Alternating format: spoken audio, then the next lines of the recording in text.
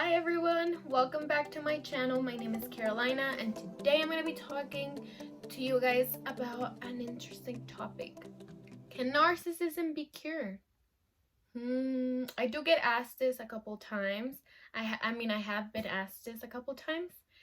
But can it? Let's get right to it. So the short answer is no, absolutely not. And the reason why, you may ask yourself, is because you can't make someone feel for you. You can't make someone have empathy for you. You can't tell them, hey, like, feel what I feel, get in my shoes. You can't make anyone do that for you. You can only do what you can for yourself, but you can't make anyone else feel bad for you or feel your pain, or like, hey, like, you hurt my feelings in some way. You can't make anyone else feel that. It's something that either you're kind of like somebody that raised you, probably, if they raised you right, they teach you, hey, like, make sure that you feel other people's pain too. The world isn't all about you. But a lot of narcissists aren't like that. They think that the world revolves around them. Therefore, they don't have a need to feel that for you. They're like, okay, I don't care what happens because the world revolves around me, and that's what I've been told, and that's what I believe. So I don't care what happens with you. So that's like the short answer. I remember for a long time I wanted my ex-husband and I to go to therapy, and my mom brought up such a good point. She brought up the fact that it's like, okay, yeah, you guys can go to therapy, but the problem is he's not kind. Like, he doesn't have a good heart. And that's something that not even therapy can change. Even if you go to therapy all day, every day, no one is gonna change your heart and the way that you are. No one is gonna, therapy might help you get better at disguising that, which is something that they're good at, especially during the love bombing stage. They're good at disguising empathy, but they don't actually feel that empathy for you. And that's what therapy would do to someone with a narcissistic personality. It'll help them be able to disguise their lack of empathy for you better, but it's not exactly that oh no, they woke up and they're no longer a narcissist. Like, that's something that they're gonna die with, and it's so unfortunate. And that's why I make all of my videos, because I don't want people to get stuck in that, because I've read so many stories just about people talking about how they've been in these relationships for so many years. And again, everyone's circumstances are different, so you can't judge why they haven't left. But it is heartbreaking, because I know how debilitating it is to live with someone who is a narcissist. So, like I said, therapy won't help. It might help them disguise it a little bit better, but it's not that they're gonna get that empathy out of nowhere. Just like, oh yeah, like, I woke up and I feel all the pain that I've caused you and everything.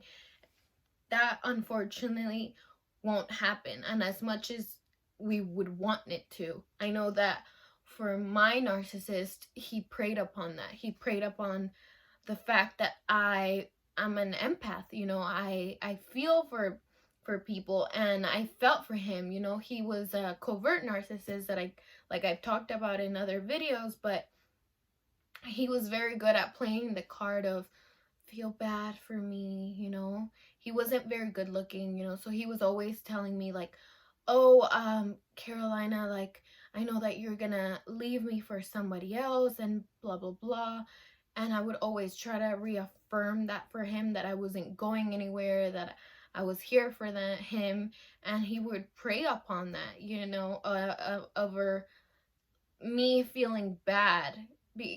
And everyone gets married with the idea that it's gonna last forever. You don't get married to try to get a divorce. You don't get married to try separate.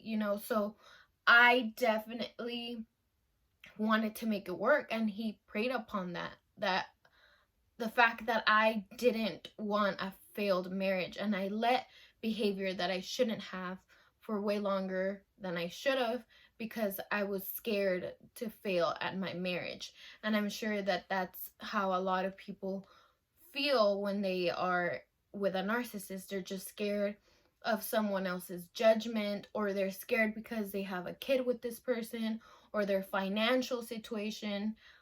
But I think that you have to make a list and of pros and cons of like what how does it benefit me being here with this person, how does it not. And you have to decide that for yourself. But for me, it definitely wasn't worth staying any longer, and I think that I stayed too long. And for anyone that's out there that's kind of been in my situation or is going through this situation, I feel your pain, and I am so sorry for you. And I just want to make sure that like you guys have a place here where anyone going through anything like this can come, and I will always be someone that will listen and be there, because I definitely know what that feels like. And I mean, that's all I have. But for this video, I definitely want to emphasize that you're not alone, and that therapy won't help, unfortunately. And there's a method called gray rock. Yeah, I think it's called gray rock. I'm so sorry. But this is basically where you just kind of almost like become numb, you kind of like not engage with the narcissist. You kind of just completely turn into just basically a rock where you're just numb. And that's no way to live. But with a narcissist, I could see why that would be effective, because all they ever want is to be worshipped and to be just like the center of attention of everything, whether it's good attention, bad attention, pity, whatever that is. They want to be the center of it. And that's the most effective way, because you're not giving in to what they want, and you just kind of get numb. But at the same time, I don't want anyone kind of going through their life on autopilot and not enjoy themselves. That's why if you're in a relationship like this and you can't get out for any reason, make sure that you have hobbies, make sure that you have therapy, make sure that you have friends and family that you stay close with, just because you need someone to keep you in that like sanity, keep you who you really are. You never want to forget who you really are, because that's rough, that's really rough. You want to make sure that you're doing some things that you like, and therefore when you do leave this situation, if you decide that that's the course you want to take, or you don't, you are a little bit happier, because you don't have to start from zero. You're kind of like, no, you know what, I've been going to therapy and I've been working on myself, or you know what, I have a great group of friends, or you know what, I love going to pottery class, and that's something that I'm gonna keep doing, even if I'm in this relationship or after, because it's a tough, very, very tough situation to go through. And back to the beginning, the short answer is, of course, no, they're not going to change. But there is hope. So make sure that you stay as sane as you can, and do, like I said, things that you like to do, and not forget who you truly are, and the things that matter to you, keep them close. But that's all I have for this video. Thank you so much for listening if you made it this far, and I hope everyone stays happy and healthy. I know we're going through a hard time, but I just wish the best for everyone, and I'll see everyone on the next one. Thank you.